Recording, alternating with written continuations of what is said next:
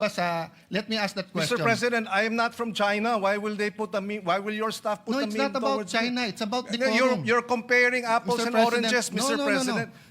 You are simplifying what Session is is a suspended for 1 minute. complicated international. Straight to the resolution unless you wanna Yes, please. just react. Yeah. To the resolution, Mr. President, is it correct that ang pinagmulan nito ay yung presentation ni Commodore Tariela na may depiction in caricature or whatever the right name is of President Xi sa presentation niya? Ito ba yung pinagmulan nito? Hindi naman, di ba? Even before that. I think that may be one of the issues raised, but I don't think it began with that, Mr. President. No, Mr. President, because bago po yung yung Chinese ambassador eh. So all the disputes with the former ambassador, kung meron man, was covered by the 19th Congress eh. Kompleto naman tayo ng resolution eh. So lumala ito nung nagkaroon ng caricature regarding the president of China. So, asan yung side by side? Pakita mo. So, siguro ito question ko. Let's, with your permission, Mr. President, Senator Pangilinan, let's focus on Commodore Tariela muna, no?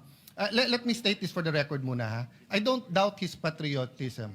I don't doubt his contribution to the cause. At lahat ng ginawa niya na opisyal at tama, wala akong problema. Okay. This is one picture. Pero nasan yung picture ni Presidente na nung sa ASEAN ba yon or sa APEC? Hindi, yung nilapitan niya bigla si President Xi. Meron ka nun, di ba? Ito muna. Ano sa dalawa ang opisyal ng Pilipinas?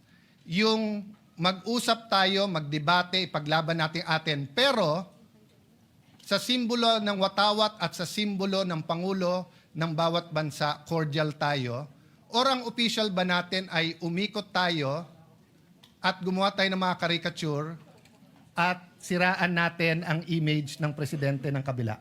Which is our official policy? If I may just clarify, Mr. President, because the mention of the caricature. Mr. President, according to the information, the caricature came out January 14. But even before that, Mr. President, I publicly came up with a statement expressing concern about the military exercises, live military exercises undertaken by China in the Taiwan Straits. That was in December.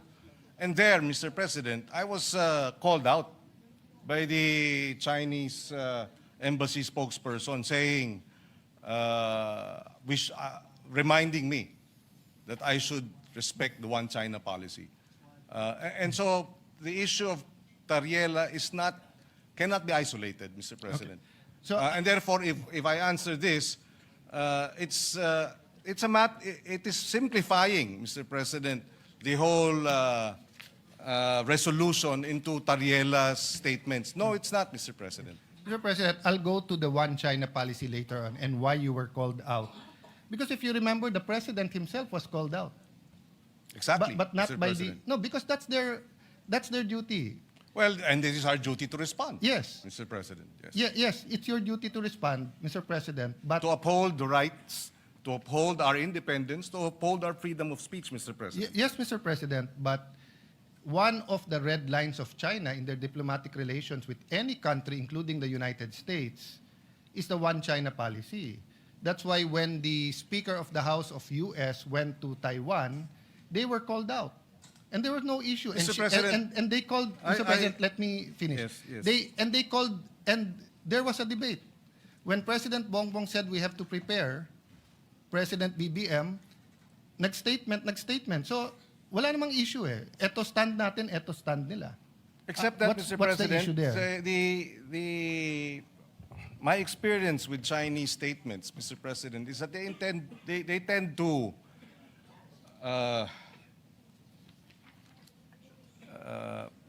they tend to be inaccurate or they tend to make wrong, false accusations. Mr. President, I was chairperson of the Council of Asian Liberals and Democrats. Our organization was blacklisted by China. And the accusation was that the Council of Asian Liberals and Democrats, of which I was chairperson, was supporting Taiwanese independence, which was a lie, Mr. President. So I've had experience with Chinese public statements that are false because it serves their interests to promote their one China policy. We respect their one China policy. When I expressed concern about the live military exercise, I did not speak about Taiwan's independence, or I did not speak about, at least from my point of view, it had nothing to do with the one China policy. We were just expressing concern that the live military exercises are creating tension and escalating tension in our region. There was no mention of one China policy. And then they come in and then remind me. No, Mr. President, that is a standard reminder because they consider Taiwan and the waters in between to be part of China. So, put it another way, Mr. President. Sa kainitan ng secession movement ng Mindanao, kung may statement ang isang opisyal ng China, dahil nagpadala tayo ng military sa Marawi, hindi ba ang diplomats natin sa Beijing sasabihin din sa kanila, huwag kayong makialam. Kasi one Philippines to eh. Ang Mindanao ay hindi independent. Mr. President, I beg to disagree with the comparison. I think, again, ano yan, Atis at Santol, Mr. President. Iba yung sitwasyon dun sa Mindanao, iba naman ang sitwasyon dito sa Taiwan Straits, Mr. President. Mr. President, that's a very, For example, we have about 200,000 overseas Filipinos in Taiwan. And so these live military exercises are a concern because an accident could lead towards, a shooting war, which we would, for the sake of our Filipinos overseas, we would like to ensure that nothing like that happens. No, I agree with you, Mr. President. And I agree with your statement, and I agree na sana hindi invade yung Taiwan. What I'm saying is it's the duty of their diplomats na sumagot. So if there were 200,000 Chinese in Mindanao, and we had live exercises, i-invade yung Marawi, yung ating diplomat ay aangal pa rin sa Beijing because it's their duty. Diba? But to move on from that, Mr. President, okay, going back to Commodore Tariela, sa resolution nyo po kasi nakalagay dito in their performance of the official duties. So, tinanong ng ambassador ng China sa DFA, official ba yan? Which is tama and normal. So, if in Beijing, yung isang general doon ay maglabas ng caricature ni BBM, ipare-recall natin yung ambassador natin doon pag hindi siya nagtanong, nag-protest na bakit, at pag hindi sinabing official ba yon. Kasi yung Pangulo natin takes effort and time for good relations despite the dispute. Tapos yung general, naka-uniforme pa siya, on official time, will show this caricature. So my point, Mr. President, is naghahalo-halo kasi itong resolution na to kung ano tama't mali. Let's assume, I will not grant because hindi ko alam yung statements niyo, Mr. President. I have to admit that, okay? Pero naghahalo din yung statements si Tariela. We cannot pass this resolution saying that Commodore Tariela is correct because he's wrong. If he just simply stated, I love the Philippines, I will fight for our territory, I'll fight for our sovereignty rights, I will do my duty, but sorry, dahil uminit ulo ko, nilabas ko to, pero hindi official yan. Tapos tayo. We beg to disagree, Mr. President, that Mr. Commodore Tariela is mistaken. So- We would not have put this resolution and authored it if we felt Mr. So Tariela. that's what I want to elicit. So the authors of this resolution is saying, pwede. So kung ang official ng presidente is to have certain decorum sa presidente ng China, pwede yung isang general hindi sumunod. Ang sa kanya, bastusin natin yung Pangulo Mr. ng isang President, bansa. that is his interpretation? No. Bastos yun. No, that is your interpretation. No. So if I ask them well, now... Mr. President, we beg to disagree. Can you show the slide Mr. ulit? President, we beg Mr. to disagree. President, The Department of National Mr. President, Defense tignan niyo naman po. has issued a statement condemning China's remarks, Mr. No, President? we're not talking about, Mr. President, if you look at the DFA, it was also telling Tariela, but not directly. It says, It was saying, follow the decorum, Mr. President. Mr. President, kung ganyan ang stand natin, then my staff now can show a meme of you.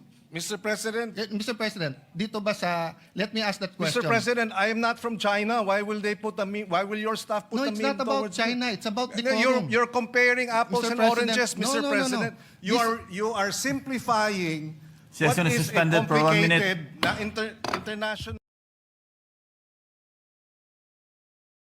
Si President Zelensky at President Putin if you put them on the same room, magkakamayan yan. So, Tariela is officially sanctioned ba yan? Which tama na tanungin ng Chinese ambassador, bakit?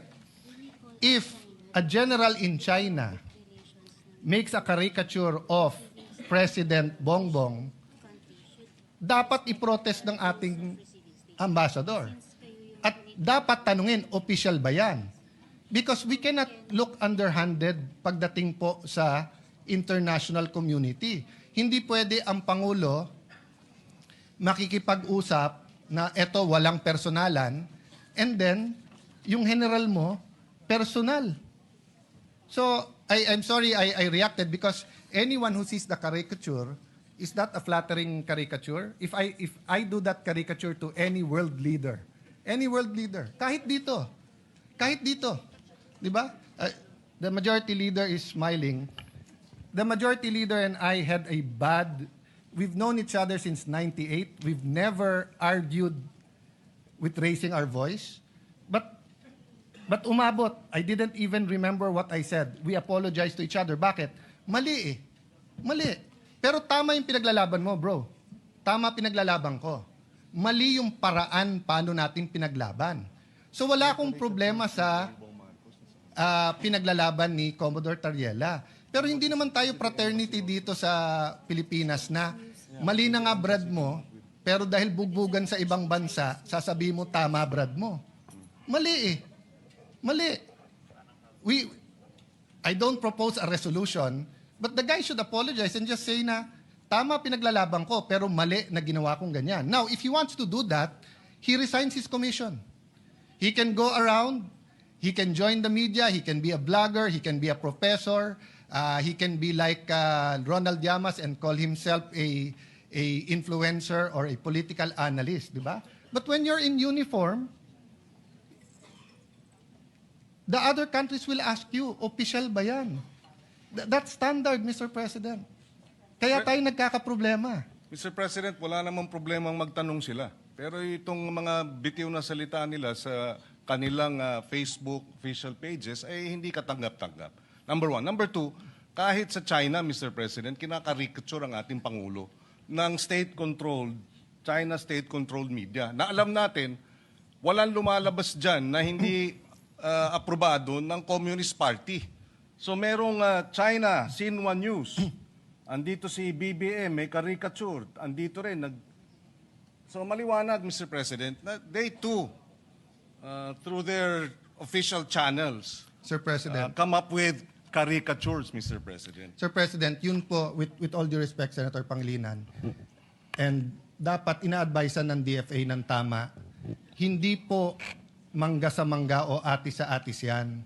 Communist countries, including Vietnam, Cuba, North Korea, pag news outlet nila, although alam natin in reality, may say sila, just like PTB4, in reality, hindi dapat, but in reality, kahit sinong administrasyon ay may say sa PTV4, is not considered track 1. Hindi siya track 1. So kung hindi ka track 1, pwede ka mag-caricature. Media yun eh. Kahit na alam ng Communist Party. So if our diplomat ask, is that official? Sasagutin ka, that's our news. Hindi kami. Which is Mr. President, and therefore okay lang. No, it's not okay lang. Well, It's not okay lang, Mr. President. Why It is the when we international- defend when our officials caricature, it's not okay.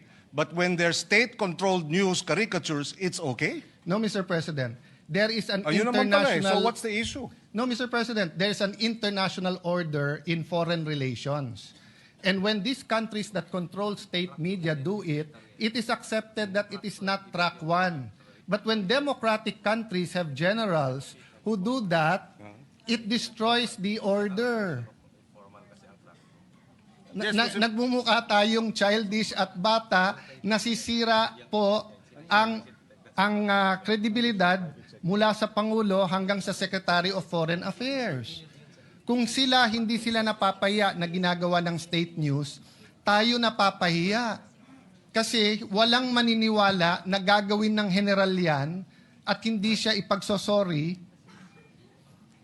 tapos sasabihin hindi siya opisyal. Well, again, Mr. President, if taken in isolation, and that's the difficulty here, the good senator is taking it in isolation. That was January 14. December pa lang, pinuntirya na ako. Si Senator Risa Ontiveros, the same.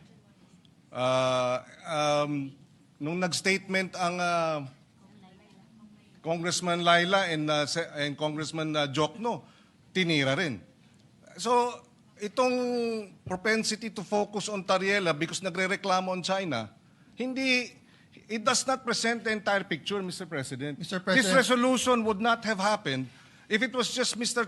Commodore Tariela they were complaining about. No, Mr. But precisely, it is a systematic propaganda campaign to discredit our public officials, to discredit our armed forces, Mr. President. Ganyan ang style. And the statement of the DND, if you look at it, if you read through it, they were saying, and they condemned the lies. Mr. President, they described it as lies ang nilalabas ng China. And then dito tayo, nagre-reklamo sila dahil dito sa caricature. Eh sana naman medyo patas tayo dahil dito naman tayo sa atin, Mr. President. Suportahan naman natin yung ating Coast Guard. Sila ang tumataya dyan eh. At suportahan natin ang DND at ang ating men in uniform. Yun ang ating Mr. President. kagustuhan para maipasa itong resolusyon na ito that we stand behind our men in uniform. We oppose and we condemn the lies, the disinformation, and the maligning being undertaken by China against the senators, against congressmen, against our men in uniform. Mr. President, ganun lang kasimple ito. Hindi na dapat pinahaba pa at pinatatagal pa to, Mr. President. Mr. President, that's his opinion that hindi to pwedeng pahabain. This affects OFWs. This affects our ailing economy. This affects our being a Christian nation. This affects moral ascendancy. Hindi mo pwedeng sabihin dahil mali kayo, mali na rin gagawin ko. Dahil ang Coast Guard tama, yung isang general na ng bastos, okay. So I take offense sa sabihin, dito naman kayo sa amin. Protektahan nyo naman Coast Guard. Kailan namin hindi protektahan ng Coast Guard, Mr. President? We are for the Coast Guard, Mr. President. But if one of their generals went over the line and did something that is wrong, childish, undiplomatic, reckless, unprofessional, it's also our duty. Did we file a resolution here to ask someone to correct him? Hindi po. Kasi hindi na namin kailangan ng rest back ng Senado. Pag kami nakakapag-debate sa Russian ambassador, American ambassador, hindi namin kailangan rest back ng Senate. Especially kung tama kami. But what we're asking sa resolution to is rest back ng buong Senado. Which I'll go to the other point because hindi tayo magkasundo dyan. So tingin nyo tama, bahala kayo. Because may mga anak kayo, may mga apo, tayong lahat. Dadating tayo dyan. Pwede mo ba sabihin sa anak mo, anak, pag mali sila, gumawa ka na rin ng mali. Anak, okay lang mang bastos kasi mas bastos sila eh. Anak, okay lang magbully kasi mas bully sila. Ako, hindi ko sasabihin yon. Ako, sasabihin ko, At hindi yun ang sinasabi. hindi, yun ang sinasabi mo, Mr. President, and I'm No, not yet Mr. finished. President. Of Kasi course you said, tama We si beg to Tariela. disagree, Mr. President, I'm not yet finished. No? Well, we beg to So, disagree. Mr. President, this is the question. The resolution question statement. Sabi dito, whereas, in response to the public statements of the Embassy of the People's Republic of China, etc., etc., walang naka-attach ko anong statements nila. So, paano tayo magdidebate dito? That's why mahaba to eh. Mga pang 3 araw to, iniisa-isa ko yung statements. Pinapakuha ko sa staff. Nagsumula lang ako kay Tariela because tinitingnan ko statements ni Senator Risa. I think that's within her rights. She's been consistent with some of her, I may agree or disagree. Looking at the statement of the gentleman from Pampanga, you're a senator, you're a patriot. But yung kay Tariela, nakita ko kaagad eh. Tama yung iba niyang mga statements, pero mali yung ginawa niya na ganyan ang gagawin mo. Kasi pag ginawa kay President Bongbong yon, regardless kung opposition ako administrasyon, pagtatanggol ko siya. Dahil mali eh. Ang mali is mali. Hindi pwedeng mali sila, mali na rin tayo. Tama sila, tama tayo. May tama tayo niyan. So Mr. President, this is the question. How will we discuss and vote on this? Kung wala naman dito yung statements na kine-question natin. So will the gentleman attach these questions and furnish the members